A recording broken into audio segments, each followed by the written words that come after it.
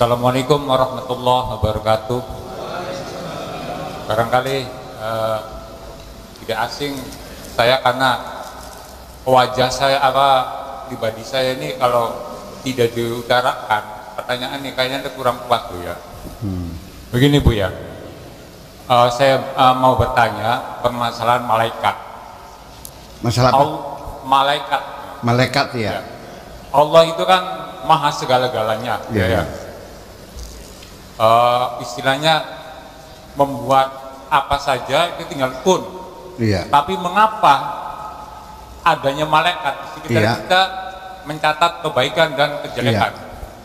Apakah malaikat ini suatu sistemnya Allah? Kalau kita di dunia ini sistem otomatis, kita berbuat jahat sudah otomatis dicatat jahat seperti itu. Karena apa? Saya ulangi lagi, Allah itu maha segala-galanya, maha tahu dan maha segala-galanya pokoknya tuh.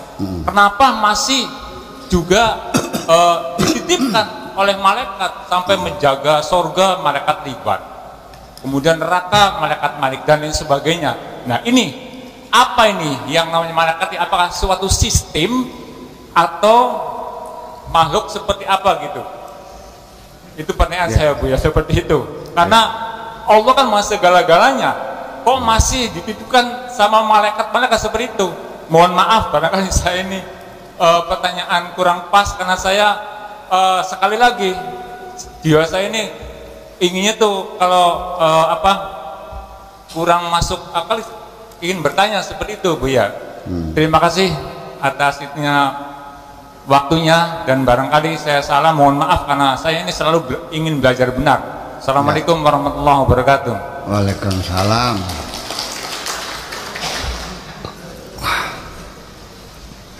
Pertanyaannya jangan ke malaikat deh, langsung kepada kamu saja sih. Untuk apa Allah membuat kamu? Ini perlu sejak awal, itu bukan berarti Allah butuh kamu. Kenapa Allah bikin manusia?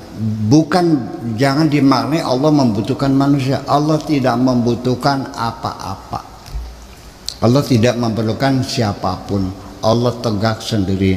Wal hayyul qayyum, la ta'khudhu sinatun wala naum. Enggak pernah ngantuk, enggak pernah tidur. Ya, semua apapun innama amru idza arada syai'an ay yaqula lahu kun fayakun. Allah tidak membutuhkan apapun. Informasi awal Allah mengatakan, ya ayyuhanas antumul fuqara'u ilallah wallahu wal ghaniyul hamid. Wahai manusia, kamu yang butuh sama Allah. Allah enggak butuh sama kamu. Wa inna sya'nudzibkum wa nati bi khalqin jadid. Kalau kamu enggak nurut, gue matiin semua loh. Kita bikin yang baru lagi, enggak ada masalah kok. Ya. Wa nati bi khalqin jadid, akan aku bikin makhluk yang baru. Gua matiin semua lo, gue bikin makhluk yang baru lagi, nggak ada masalah. Yang nurut-nurut bisa kok. Dan semuanya adalah atas kehendaknya. Apapun dikehendaknya pasti terjadi. Innama amru an yaqula lahu kun fayakun. Yang jadi persoalan adalah begini. Anda pernah nggak jadi seorang dalang wayang? Pernah jadi sutradara belum? Nah, kali itu saya ahlinya, karena saya memang ahli di bidang dialog teater. Ada satu cerita yang ingin saya tawarkan, ya kan begitu, sebagai cerita. Sebelum cerita itu saya buat, pertama kan saya imajinasikan dulu, ada berapa tokohnya, ada berapa pemainnya, ya kan gitu. Ceritanya bagaimana, kita bikin sinopsisnya, awalnya gimana, perkembangannya gimana, dan akhirnya bagaimana, berapa bab, berapa pasal, kan begitu. Kemudian konfliknya kita bikin. Sebab bagaimanapun juga kalau cerita tanpa ada konflik ya nggak enak dong. Andaikan Mbok Wangsi ngelamar Surat Mina lalu diterima oleh Mama Dam dan dikawinkan, ada ceritanya enggak? Nah itulah makanya sang sutradara mendesain perlu ada konflik di situ. Caranya gimana? Mbok Wangsinya itu ngelamar Surat Minani hanya bawa pisang 2 arip. Akhirnya kan dilemparkan ke mukanya kan gitu, sampai sakit hati kan begitu ceritanya, sampai dia melakukan puasa ajaran Guyang kan gitu. Belajar sama siapa namanya tuh, Gemblung kan begitu itu.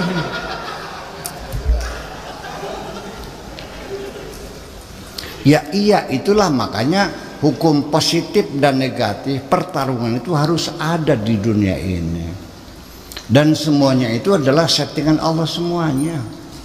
Jadi kalau demikian, selanjutnya kita nggak usah berebut mencari mencari peran, ya kan gitu. Tapi kita berebut fungsi, itu saja yang penting. Kalau kalian pengen jadi setir semua, bisa berjalan nggak? Ya harus jadi ban, jadi setir, jadi lampu, jadi wiper, jadi apalagi, jadi busi, jadi rotak, jadi pompa oli dan sebagainya. Saya tergabung tetap setir satu.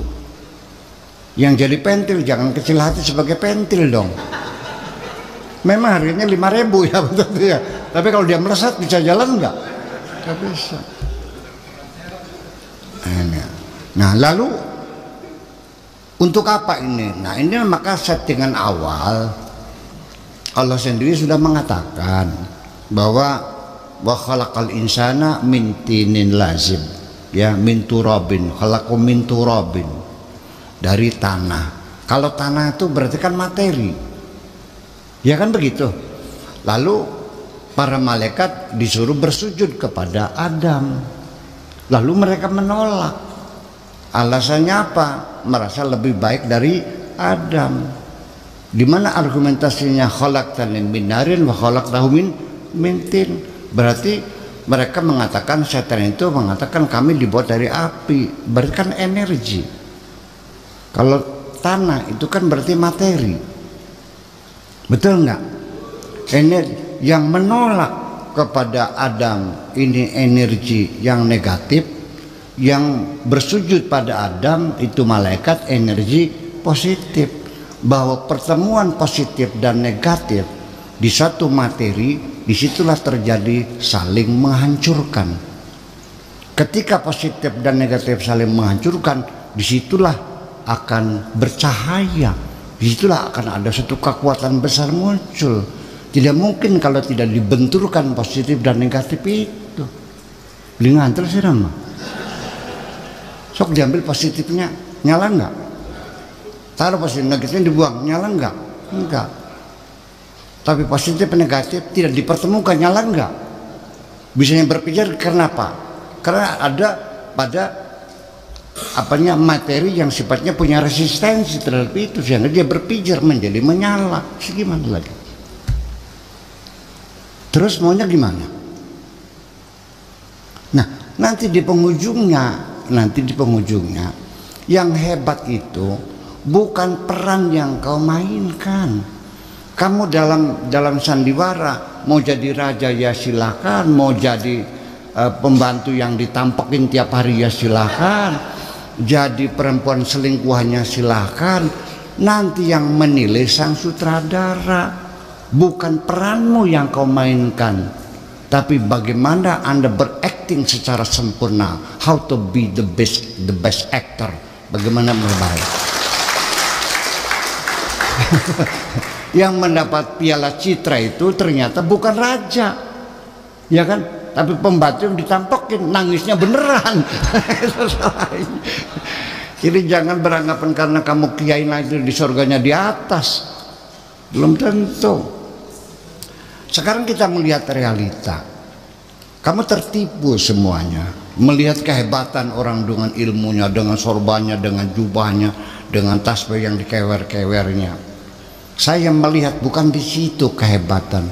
Saya melihat dan saya terharu. Ada seorang perempuan tua umur 60 tahun ngotel sepeda yang pedalnya semplak, ngotelnya pakai jempol kaki. Ya, dikoel gitu, kan? Pakai sarungnya sudah tayangan semuanya, membawa keranjang jual sayuran di pasar. dia siap menghadapi kehidupan apa yang terjadi. Itu yang paling hebat bagi saya. Iya. Mampu cuma beli kagum kita mau nguruden. Iya, tenaganya kuat sekali. Ya nggak apa-apa, kalaupun dia bisa melintir sasis, bisa lempeng lagi juga. Ini tenaganya gede. Ini ya, yang 60 tahun udah ropoh itu, dia siap menghadapi kehidupan. Dan mungkin saya juga, jangan saya salahkan ketika saya hanya terharu melihat pelacur-pelacur di Jakarta itu. Mereka orang yang terpaksa ingin bertahan hidup di dunia ini. Saya enggak, kecuali mereka yang tarifnya ratusan juta, itu mah serakah itu mah. Yang sekali eksekusi sampai 120 juta tuh ya 80 juta tuh itu. Ini yang di jalanan itu yang hanya berapa, 30.000 tak? Di Jatibarang tuh di stasiun tuh berapa? Tahu enggak? 20.000. Itu ganggar stiker bodol di atas rel kereta api untuk menyambung nyawa. Ya kan? Ya saya tahu kok, Allah juga tahu. Mana mungkin Allah sekejam itu. Kalau mereka ingin bertahan hidup, toh mereka tidak merugikan siapapun kok, hanya merugikan dirinya sendiri, betul nggak? Kamu juga ngasih juga ikhlas kan?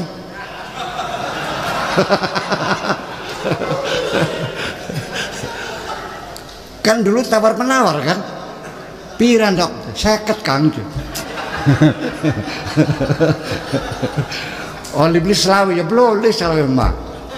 Kayaknya akhirnya 20, oke, deal 20.000. Ya terjadi cinta goblok namanya juga. Ya sampai selesai ditanya, tadi siapa? Nggak tahu. Namanya siapa? Nggak tahu.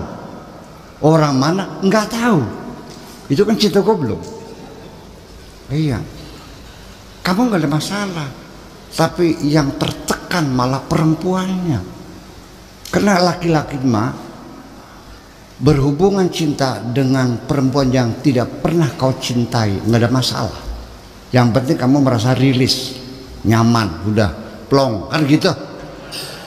Tapi perempuan ketika berhubungan nggak bisa kalau tidak dengan lelaki yang dicintainya. Paham nggak?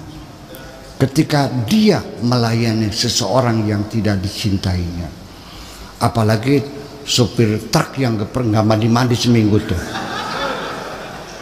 baunya kayak apa?